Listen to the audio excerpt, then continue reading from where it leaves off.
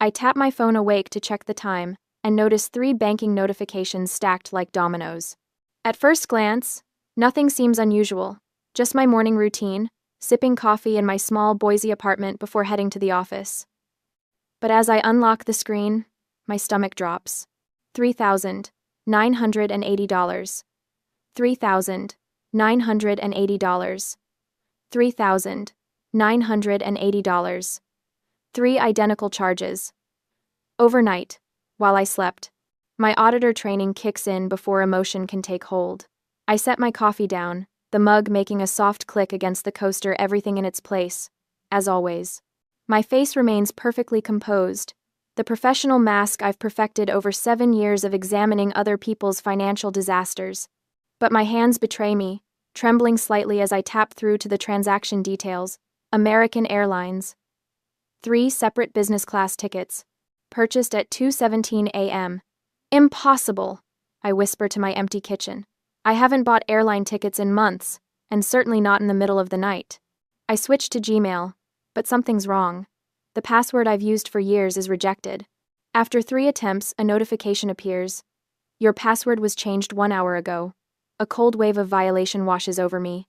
Someone has been inside my accounts while I slept. I tap the Forgot Password option and select Phone Recovery. Within seconds, my phone pings with a verification code. As I reset my password and log in, a notification appears showing the recovery email used for the recent change. p.garcia.mom@aol.com. P. My mother's email. I sit very still, processing this information with the detached precision that makes me good at my job. The evidence forms a clear pattern, but my mind resists the conclusion. Parents don't steal from their children. They just don't. As I scroll through my inbox, I find them 3 airline confirmations, already marked as read. Business class tickets to Maui. 1 for my father, Mitchell. 1 for my mother, Paula. 1 for my brother, Evan. My phone buzzes with a text. My mother's name appears on screen. Thank you for gifting the family their dream trip. I knew you were always generous. I love you. The coffee turns bitter in my mouth. My mind flashes back to last week, when this all began. Mom created the group chat on a Tuesday evening. Garcia Summer Retreat 2026, she named it, as if it was already decided. I'd muted it immediately, but not before seeing her first message claiming I had volunteered to sponsor the trip. The family Zoom call 2 days later had been a disaster. Me at my kitchen table, trying to clear up her misunderstanding, while the rest of the family discussed Maui excursions. Flights are around $860, Mom had announced, her voice sweet but her eyes sharp. Anyone who can't afford it will have to stay home. Zoe, honey, you're the only one still single, with no kids to worry about. I'd maintained my auditor face neutral, unreadable while calculating how that subtle dig was meant to leverage my singlehood into financial obligation. After the call, I'd messaged her privately. I've made it clear I am not paying for anyone, I wrote, simple and direct. Her response came instantly. Oh, sweetie, you forgot again. You promised your father at Thanksgiving. A lie. A blatant, calculated lie. And now, 3 unauthorized charges totaling $11,940 on my credit card. I take a deep breath, center myself, and call the bank's fraud department. Despite my shaking hands, my voice comes out clear and professional. This is Zoe Garcia. I need to report 3 fraudulent transactions on my account. The representative asks for details, which I provide with methodical precision. When she asks if I know who might have made these charges, I hesitate for only a moment. Yes, I say. This is identity theft committed by a family member. A pause on the other end. Miss Garcia, because you have identified the perpetrator, to proceed with the dispute and protect you, we require you to file a police report. The words hang in the air. Filing a police report against my own mother. The thought makes my chest tight, but I think of the $54,800 in student loans I paid off through years of careful budgeting and overtime work. I think of the small apartment I can finally afford, where everything is organized exactly as I like it. I think of the 3 business class tickets, not economy, at $860 as she'd claimed to the family, but $3,980 each purchased while I slept. I understand. I tell the representative. I'll file the report today. My phone buzzes again as I end the call. The bank has already notified the airline of potential fraud. The tickets are instantly canceled. Almost immediately, my phone explodes with messages. From Mom. Zoe, what did you do? The airline just called us. From Dad. Call your mother right now. Fix this. From Mom again. We told everyone about this trip. You can't embarrass us like this. I set the phone down, my hands finally steady. Through the window, I see my father's truck pull into my apartment complex, tires screeching as he parks haphazardly across two spaces. He slams the door and strides toward my building, his face already flushed with anger. I know what's coming. The shouting, the intimidation, the same tactics they've always used to get their way. But something has shifted inside me. Perhaps it's the auditor in me seeing the pattern so clearly now. Their two mortgages, the $37,000 in credit card debt I discovered when preparing their taxes last year, the facade of wealth they maintain while living beyond their means. Or perhaps it's simply that they've finally gone too far. I stand up straight, smoothing down my shirt. I check that my phone is recording in my pocket. I prepare to face my father, not as a daughter, but as a victim of fraud with evidence in hand. Later that afternoon, I stared at my laptop screen, the blue light harsh against my eyes as midnight approaches. Sleep isn't an option, not with the weight of betrayal pressing down on my chest. The bank representative's words echo in my mind. We'll investigate, but it may take up to 10 business days. 10 days is too long to wait for answers. I need to understand how deep this violation goes. The forgotten AOL account p.garcia.mom@aol.com stares back at me from my screen. Mom had created it years ago when I left for college, supposedly to stay connected. I'd never used it, considering it just another of her controlling gestures. Now I understand its true purpose. I click through my recovery options on several accounts. There it sits, neatly listed as a backup for Gmail, Amazon, my credit card portal, all added without my knowledge or consent. She kept it active all this time. I whisper to myself, the realization spreading like ice through my veins. She was waiting for the right moment. I switch to my banking portal and begin scrolling through months of statements. At first, nothing jumps out. Then I notice a pattern hidden in plain sight. Small charges. Test runs. A $14.99 transaction at a grocery store I never visit. A $23.45 charge at a gas station in Meridian when I was home in Boise. Each one just small enough to fly under my radar. My phone buzzes beside me. Dad, you'd better fix this by tomorrow. Your mother is devastated. I set the phone face down without responding. The intimidation tactic is so familiar it's almost comforting in its predictability. First comes Dad's anger, then Mom's tearful manipulation. Their strategy hasn't changed since I was 10 years old. Mitchell creates fear, Paula exploits guilt. I open a new document and begin methodically logging each unauthorized access attempt I can find. Dates, times, amounts. The auditor in me takes over, transforming hurt into data points, betrayal into evidence. An email notification pops up, Aunt Virginia forwarding a family message from Mom. I'm so sorry, everyone, but our family trip might be canceled. The economy tickets, $860 each, are selling out fast, and Zoe's having some kind of breakdown about helping the family. Please pray for her. I laugh bitterly. Business class at $3,980 versus $860 economy, a $9,360 difference she conveniently failed to mention to anyone. The lie is so brazen it momentarily takes my breath away. I take a screenshot, saving it to my growing evidence file. Then I notice the email thread below messages I wasn't meant to see. Aunt Virginia hadn't realized they were included when she forwarded Mom's message. Paula. We need to book soon before she changes her mind. Once the charges go through, she won't make a scene. She hates confrontation too much. Mitchell. Her credit limit is high enough? We need 3 tickets. Paula. She's been working overtime for 2 years. Trust me, she has the credit. She'll cave once it's done, she always does. Family obligation is her weakness. I push away from my desk, stomach churning. They had planned this for months, dissecting my finances, targeting my vulnerabilities, discussing me as if I were an ATM rather than their daughter.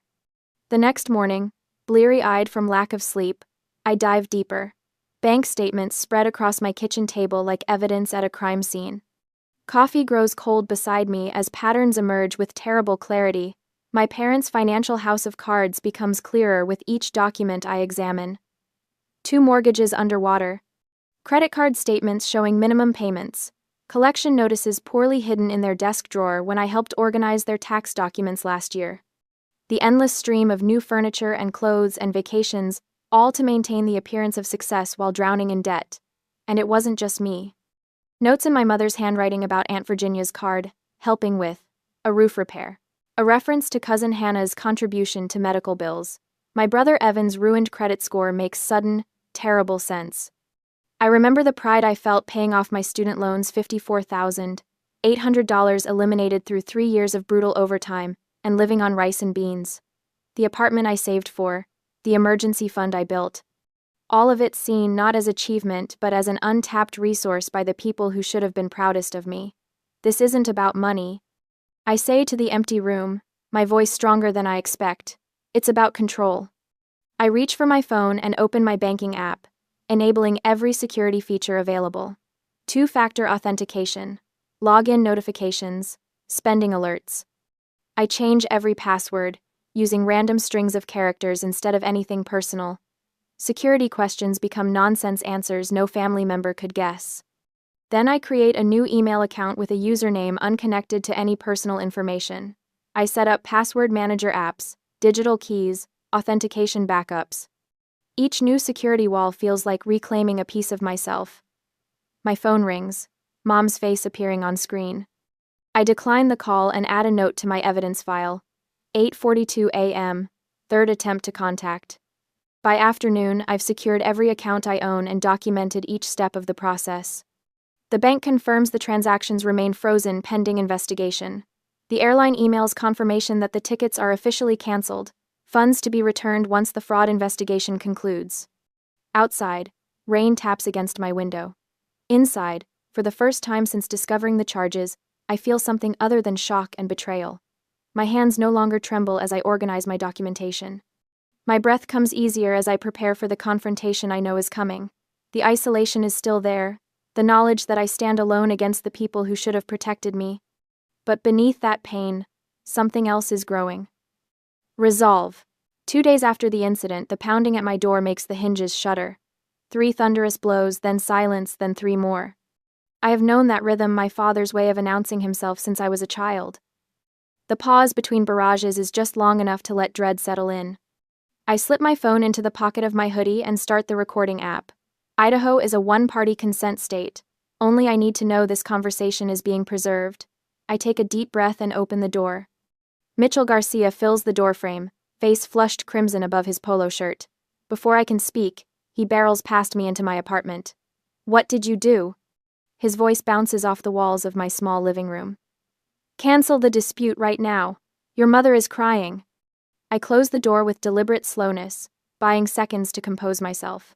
"Hello to you too, Dad. Don't you dare get smart with me." He jabs a finger toward my face, stopping just short of touching me. "Fix this now. Call the bank. Tell them it was a mistake." My phone buzzes in my pocket once, twice, 3 times in rapid succession. Family messages, undoubtedly. I leave it untouched. "It wasn't a mistake," I say, my voice steady. "Someone accessed my account without permission and charged $11,940 to my credit card. It's for the family vacation. Your mother told everyone you were sponsoring it." I maintain my auditor face neutral, observant. Did she tell everyone the tickets were $3,980 each for business class? Or did she tell them they were $860 for economy? His eyes shift slightly. A tell. What difference does that make? Almost $10,000 of difference, actually. My phone buzzes again. I pull it out, keeping the recording running. 17 new messages in the family group chat. I scan them quickly. Mom claiming I forgot my promise. Aunt Virginia suggesting an emergency family meeting at her house. Cousins expressing disappointment in me.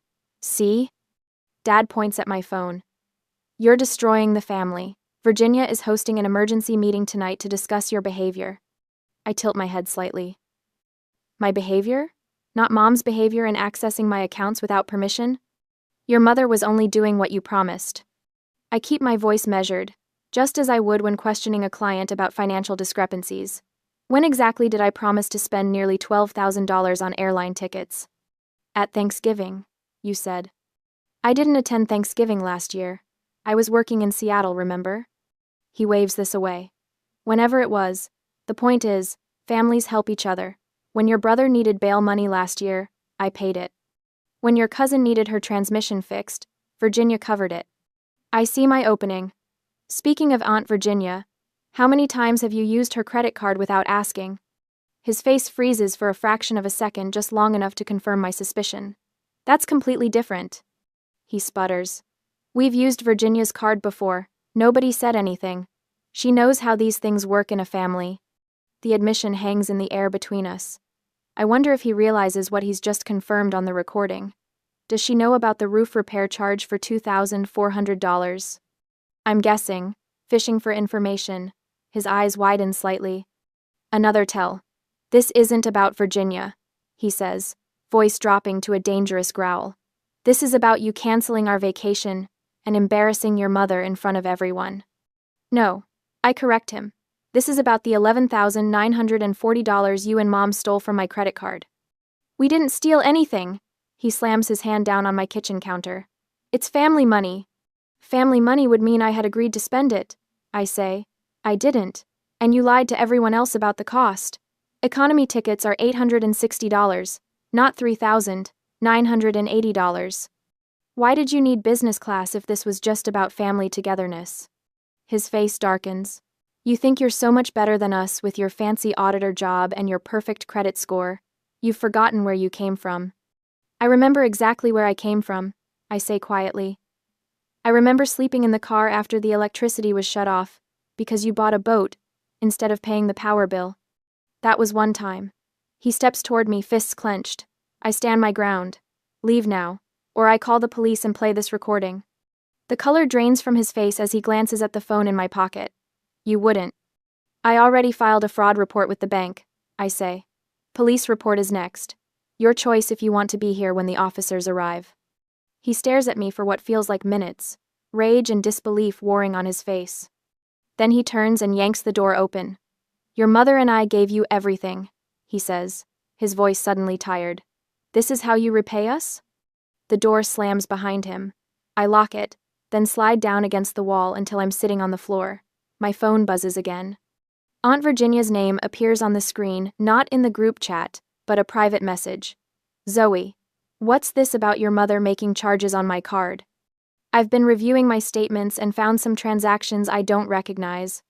Before I can answer, a text from Cousin Hannah arrives. Hey, did Aunt Paula ever borrow your credit card? She used mine for what she said was a medicine emergency last month, but I just got billed for $1,100. The pattern clicks into place.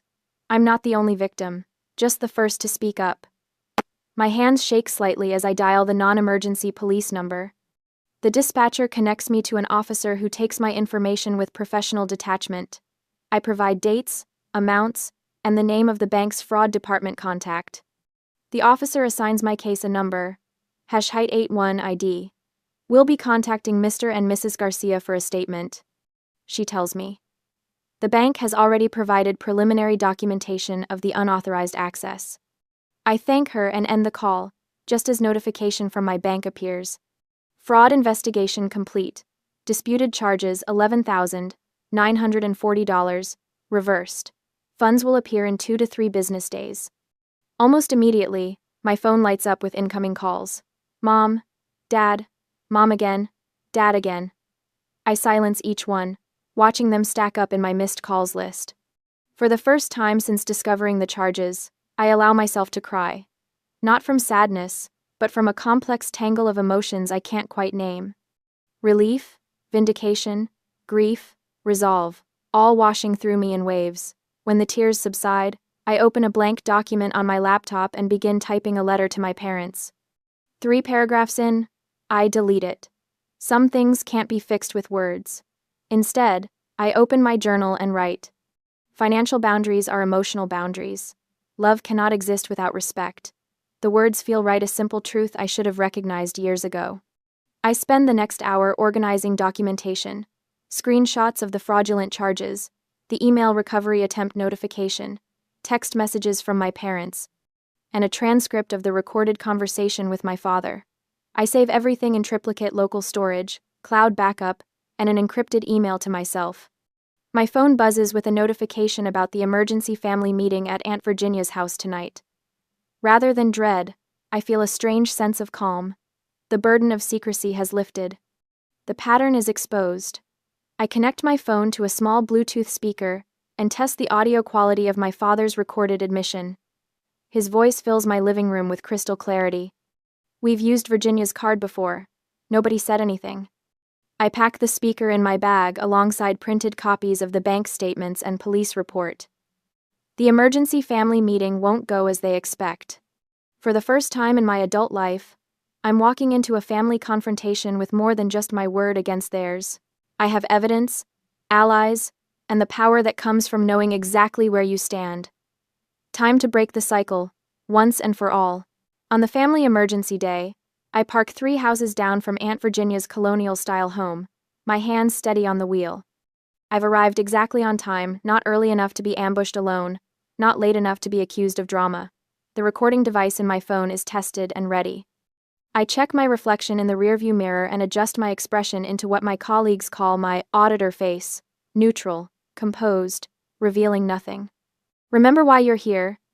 I whisper to myself, gathering the manila folder containing printed copies of the credit card statements. The evidence speaks for itself. 3 charges of $3,980 each, totaling $11,940. The moment I step through Aunt Virginia's front door, 13 pairs of eyes swing toward me. The living room falls silent, conversations cutting off mid-sentence. They're arranged in a loose semicircle, like a firing squad waiting for the command. I recognize the setup immediately. They've been thoroughly briefed against me. In the center sits my mother, tissues clutched dramatically in her hand. Her eyes are red-rimmed, mascara carefully smudged for maximum effect. Dad stands by the door, arms crossed, blocking the easiest exit. The message is clear. No one leaves until this is settled. She's here, Aunt Virginia announces unnecessarily, her voice tight with discomfort. She gestures to an empty chair positioned directly across from my mother, the hot seat. I take it without hesitation, placing my folder on my lap, and wait. The first rule of auditing: let the subject talk. People revealing their own inconsistencies is always more effective than pointing them out. Honey, my mother begins, her voice wavering with practiced vulnerability. We're all so worried about you. I remain silent, my expression unchanged. I don't know what's wrong with her, she continues, addressing the room while dabbing at dry eyes. Her audit job is too stressful. The pressure has been building for months. My cousin Brandon leans forward. Zoe, your mom says you've been having memory problems, forgetting conversations, promises. Financial stress does terrible things to the mind, Aunt Virginia adds, right on cue. I notice Dad shifting his weight, moving slightly closer to the door. Textbook intimidation positioning. Do you understand how much you've hurt your mother? My 19-year-old cousin Melissa asks, her voice dripping with the self-righteousness of someone who's been promised a free vacation. She's been crying for days. She's been crying. I catalog each accusation mentally, watching the pattern unfold. The younger relatives make me feel guilty.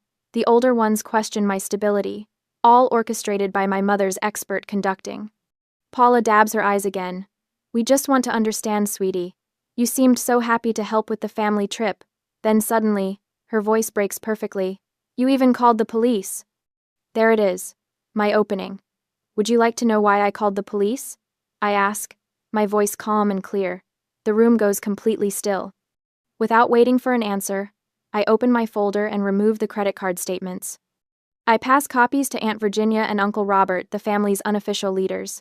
These are my credit card statements showing 3 charges of $3,980 each, totaling $11,940, made at 2:17 a.m. while I was asleep.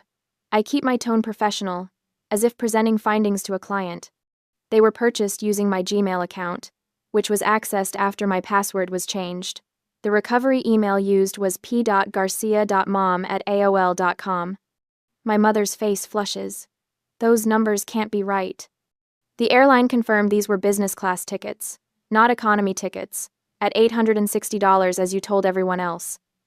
I continue as if she hadn't spoken. The police report number is #81ID if anyone would like to verify. Uncle Robert's eyes widen as he studies the statement. Business class? Paula said economy was already stretching the budget. That's not. My mother begins, but Aunt Virginia interrupts her. Paula, you say that. She pauses, her expression shifting as pieces click into place. Last year you were nice enough to help me set up my online utility payments. After that, there was a $2,400 charge for roof repair I never authorized. The room temperature seems to drop 10 degrees. Cousin Hannah looks up from the statements, her face pale. Last summer, after you borrowed my card to buy groceries when your purse was stolen, there was an $1,100 charge from a medical clinic I never visited. My mother laughs, the sound brittle and false. Everyone makes mistakes with online payments. You can't possibly think. I think we should all check our statements, Aunt Virginia says firmly, pulling out her phone. Dad steps away from the door, anger replacing intimidation. This is family business. You're all overreacting to a simple misunderstanding. A misunderstanding of $11,940? Uncle Robert asks, his voice dangerously quiet. My parents exchange glances. Mom stands abruptly. We should discuss this at home, Mitchell. But as they move toward the door, Uncle Robert steps into their path. I think we need answers first, Paula. I reach into my pocket and remove my phone. You don't have to believe me, I say, connecting it to Aunt Virginia's Bluetooth speaker. Believe Dad. I press play. My father's voice fills the room. We've used Aunt Virginia's card before. Nobody said anything. My mother's face turns white. Dad freezes in place, hearing his own words played back to him. That's not what I meant, he stammers, but the damage is done. Aunt Virginia rises from her chair and walks over to stand beside me. This stops today. Cousin Hannah retrieves her purse, pulling out her own financial records. I have 3 misunderstandings here that match Paula's shopping trips. My brother Evan, who has been silent until now, clears his throat. They destroyed my credit score. It's 520 now because of loans I never took out. One by one, family members begin to share similar stories. 3 generations of victims comparing notes, patterns emerging across 2 decades of financial manipulation. My parents retreat to the corner of the room, former allies edging away from them. The united front they'd carefully constructed crumbles before my eyes. I'm sorry I doubted you, Aunt Virginia says quietly to me. We should collect everyone's evidence. I'll testify if you need me to, Uncle Robert adds, his lawyer's mind already cataloging the offenses. My mother's tears have vanished completely. Her eyes are cold, calculating, searching for an escape route. Dad's bluster has deflated, replaced by stunned silence as he watches his wife's manipulation tactics fail for the first time. Mitchell, she hisses, say something. But he remains silent, the weight of exposure crushing his practiced intimidation. I watch as the first visible cracks appear in their united front. How could you record me? 10. He finally manages, attempting to redirect blame. Idaho is a one-party consent state, I reply calmly. Only one person in a conversation needs to consent to recording. I consented. We need to establish clear financial boundaries, Aunt Virginia announces to the room. Starting today. My parents exchange glances, fear replacing confidence as the true consequences of their actions begin to take shape. They've lost control of the narrative, and with it, their power over the family. The facade that took decades to build has crumbled in less than an hour. I remain seated, my auditor face finally revealing a trace of satisfaction. The tables have turned, and for once, the manipulators are the ones with nowhere to hide. 2 days later, I spotted them the moment I pulled into the company parking lot. My parents' silver Lexus, the one with 2 years of payments left on a 7-year loan, idles near my reserved space, engine running despite the mild spring morning. Mom sits in the passenger seat, her back unnaturally straight, while Dad drums his fingers against the steering wheel. They've been waiting. My stomach tightens, but I keep my face neutral. The auditor face. I park 3 spaces away and gather my things, taking my time. Through my windshield, I watch Mom nudge Dad. He kills the engine, and they both step out. Zoe, Mom calls, her voice honeyed with false cheer. Honey, we need to talk.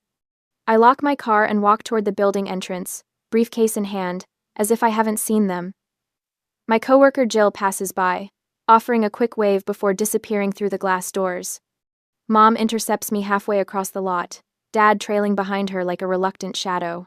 Her mascara is perfect, but the skin beneath her eyes looks paper thin. She's lost weight since the family meeting 2 weeks ago. Please, she whispers, glancing around to ensure no one can hear. Just 5 minutes. I check my watch. I have a meeting at 9. This is important, Dad interjects, his voice lacking its usual thunder. Mom reaches into her designer purse, the one she bought after maxing out her Nordstrom card last Christmas, and pulls out a stack of papers. I recognize the bank letterhead immediately. Home equity line of credit application. 401k early withdrawal forms. They're financial lifelines. Listen, Mom says, her voice dropping even lower. The bank is demanding $11,940 by the end of the month. We just need you to make one phone call to the fraud department. Her fingers tremble slightly as she clutches the papers. Tell them you made a mistake, that you authorized the charges. I stand perfectly still, watching the desperation play across her face. We'll pay you back, Dad adds, eyes darting toward the office building. We swear. We just need time to get the money together. You know I can't do that, I reply, my voice flat. Filing a false police report is a crime. Mom steps closer, perfume enveloping me like a toxic cloud. Think about what this means, Zoe. Your father and I might not be at Thanksgiving this year, or Christmas. She reaches for my arm. You'll be all alone. Is that what you want? I step back, breaking contact. 2 more coworkers walk past, casting curious glances our way. Your choice affects all of us, Dad says, his voice hardening slightly. What will your cousins think? Your aunts and uncles? That you'd throw away your family over a misunderstanding? A misunderstanding? The word tastes bitter on my tongue. Mom's eyes narrow, calculating. What about your work friends? I'd hate for them to get dragged into our family drama. She nods toward the building. People talk, you know, especially when they hear about ungrateful daughters who abandon their parents. Her words hang in the air between us, the threat unmistakable. You're almost 30, Zoe. She continues, voice softening to a maternal tone that once would have made me fold. No husband, no children. We're all you have. Family sticks together, through everything. More coworkers filter past us. I recognize Martin from accounting and Sarah from HR. They try not to stare, but I can feel their curiosity. My professional reputation, the careful boundaries I've maintained between work and personal life, suddenly feels fragile. For a split second, doubt creeps in. The consequences of standing firm stretch before me. Holiday tables with empty chairs, whispered office gossip, the crushing weight of being the one who severed ties. My hand tightens around my briefcase handle. Then I remember the recording, the bank statements, the pattern that stretches back years, the $11,940 they stole while I slept. I look directly into my mother's eyes, then my father's. You don't owe me, I say, each word precise and clear. You owe the bank. Get out of my way. Mom's face transforms. The mask of maternal concern drops completely, revealing something ugly and raw beneath. Her lips pull back in a snarl. You think you've won? She hisses, voice rising sharply. You will regret this. You will never have a family again. You will die alone. You ungrateful child. Her words echo across the parking lot. Several of my coworkers freeze, staring openly now. Dad grabs her arm, trying to pull her back, but she yanks free. After everything we've done for you, her voice cracks with rage. This is how you repay us? I don't respond. Instead, I walk past them, my steps measured and calm. Behind me, I hear Dad's urgent whisper, Paula, stop. People are watching. The office doors slide open. I step inside without looking back, leaving my parents frozen in the parking lot, the morning sun illuminating the ruins of their carefully constructed facade. 3 days later, a certified letter arrives at their address. My lawyer's name embossed across the top, the words, cease and desist in bold beneath. Attached is a copy of police report, #81ID, detailing identity theft by a family member. The final paragraph warns of criminal prosecution, should any further contact be attempted. The bank begins its collections process directly with Mitchell and Paula Garcia. No longer my problem. I've submitted everything. The comprehensive documentation, the police report, the recording transcript, my credit history showing the pattern of unauthorized access. 7 years as an auditor taught me to be thorough, to follow the paper trail wherever it leads, even when it leads to my own parents. News travels quickly through the family. Aunt Virginia calls to tell me my parents have canceled their country club membership. Cousin Hannah mentions seeing Mom at the grocery store. No designer purse in sight. Uncle Robert reports that Dad's furniture store has cut its hours. Their financial house of cards is collapsing, one card at a time. The bank files a lawsuit for the unpaid debt. The fraud case triggers cross-default clauses in their other loans. Their credit score plummets. Mortgage lenders begin reviewing their loans, questioning the income verification on the original applications. I don't feel vindication. Just a quiet certainty that consequences, long deferred, have finally arrived. 4 weeks after the parking lot confrontation, my phone rings. Aunt Virginia's name appears on the screen. I hesitate before answering. "Zoe," she says, her voice careful. "I thought you should know. Your parents have listed their house for sale." I sit at my kitchen table, the same spot where this all began, with 3 unauthorized charges, and absorb the information. "Are you okay?" she asks after a moment of silence. "Am I?" The family has fractured along fault lines that were always there, just hidden beneath the surface. Some relatives have stopped speaking to me entirely. Others, like Aunt Virginia, have become unexpected allies. The future stretches before me, holidays and celebrations that will never be the same. I don't know, I answer honestly. I'm figuring it out. We talk a while longer. As I hang up, I notice my hands are steady. No trembling. Not anymore. I stand at my kitchen window, morning sunlight filtering through new privacy blinds as I wait for my coffee to brew. 7 months since everything changed, and small rituals like this still feel like victories. My apartment, once just a space I maintained, has become a sanctuary. The new security system panel glows steadily by the door, a constant reminder that I control who enters my life now.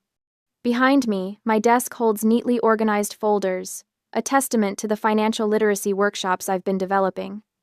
My calendar hangs beside it, next Tuesday circled in bold red, debt-free celebration, with 3 exclamation points. The final payment on my car loan, the last debt I carried, went through yesterday. My phone chimes with a message from Evan. Credit score hit 640 today. Thank you, Z.